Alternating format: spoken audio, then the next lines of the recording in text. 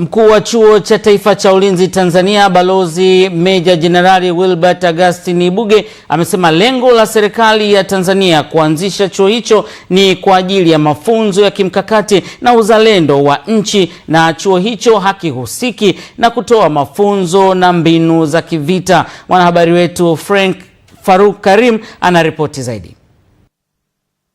Balozi Meja Jenerali Wilbert Ibuge ametoa mwelekeo huo wa chuo hicho wakati akizungumza katika hafla maalumu ya maofisa wa jeshi na sekta za kiraia kutoka nchi mbalimbali za Afrika na Asia ambao wako Zanzibar, ikiwa ni sehemu ya mafunzo na masomo katika chuo hicho ambacho ni miongoni mwa vyuo 68 duniani. Jina la chuo ni Chuo cha Taifa cha Ulinzi Tanzania.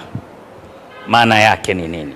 Maana yake hatufundishi vita, tunafundisha mikakati ambayo itasaidia upangaji wa sera na ushauri kuhusu sera viwe vile vinavyoleta ujumuishi wa usalama wetu.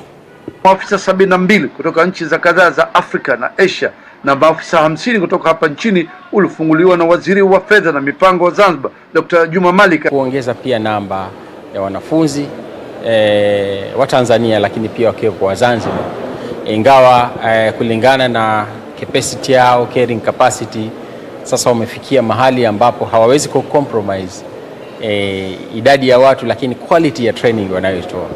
Na baadhi ya maofisa wanaoshiriki mafunzo yao ambao ni karibu mwaka mmoja wakatoa maoni yao kuhusu ushiriki wao na matarajio yao. Jifunza kwa nadharia, sasa tunakuja kwa vitendo. Tunashukuru sana kwa kweli, tumejifunza mengi. Tumesikia kwamba inachangia 80% ya pato la taifa, na nimefurahia sana zaidi ile kazi wanafanya pamoja, ile usaidiano na umoja ile wanafanya pamoja ili kutatua shida ya piracy na illegal fishing. Kutoka hapa kisiwani Zanzibar, mimi ni Faruk Karim, ITV. Faruk, asante kwa taarifa hiyo.